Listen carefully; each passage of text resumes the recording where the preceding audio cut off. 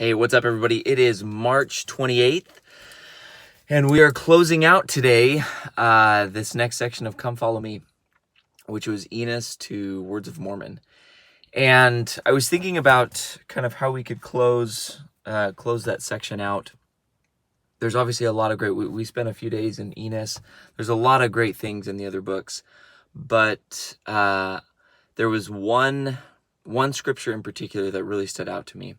And it's one of my favorites for a couple of different reasons, but I figured that would be a good one to end on, and something good to think about today, certainly in these times, and just generally. So it's actually found in the book right after Enos, in Jerem. And if we go to Jerem 1 verse 9, it says, "And thus being prepared to meet the Lamanites, they did not prosper against us. But the word of the Lord was verified, which he spake unto our fathers, saying that," and this comes from a scripture that was back in 2nd Nephi, maybe even 1st Nephi, I can't remember. But saying that, "Inasmuch as ye will keep my commandments, ye shall prosper in the land." Guys, this is one of those scriptures that I feel like it's very easy for us to just pass right over. You know, we just read through it and, yeah, you keep the commandments and you'll prosper in the land, big whoop. But I'm telling you, prosper, first of all, is probably one of my all-time favorite words. It's nowadays it has more of kind of a materialistic, financial connotation when you hear that word. When you think of people prospering, you do typically think of money and material things. But the kind of the old school, the archaic version of prosper really just meant to make successful, to become successful. And the reason I love that word is because you can, in that definition, you can apply it to anything.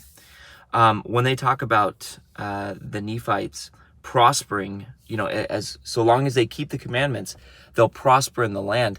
Yes, that certainly means, in material possessions, in richness and wealth.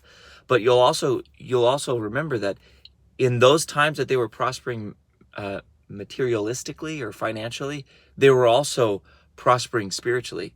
They were following the commandments. They were again, just like it talks about in here, they were keeping the commandments.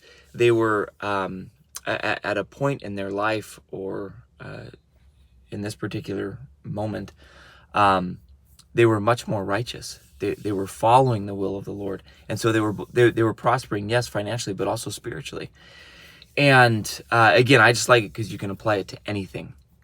And there's a few other scriptures in the footnotes that I wanted to read real quickly. If we go to, let's see here. So prosper, so 9b, in verse 9, footnote B, that will take us to Psalms 122:6, okay?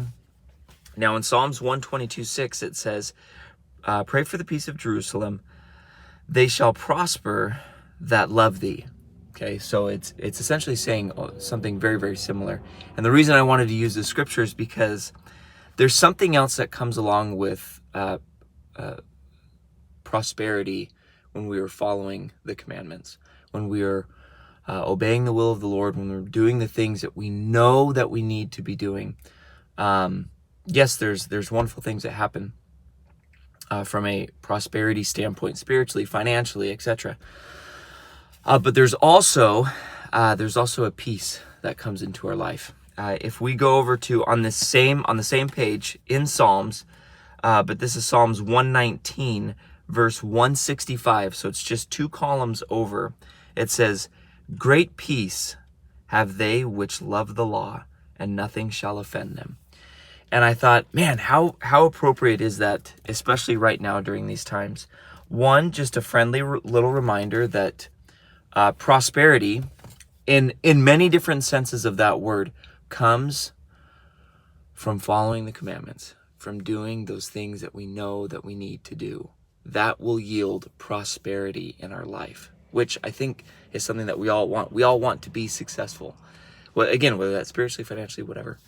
But we also, especially right now, more than ever, we want peace, right? I will just tell you that among these chaotic times, there is still a lot of peace. and in our hearts. There's still a lot of peace in our life. And so wherever you're at, just know that peace is possible. Prosperity is possible, but it's only those things from a sustainable standpoint are only possible through following the commandments and doing the things that we know that we need to do. So with that, we love you guys. Have a wonderful day, and we'll talk to you later.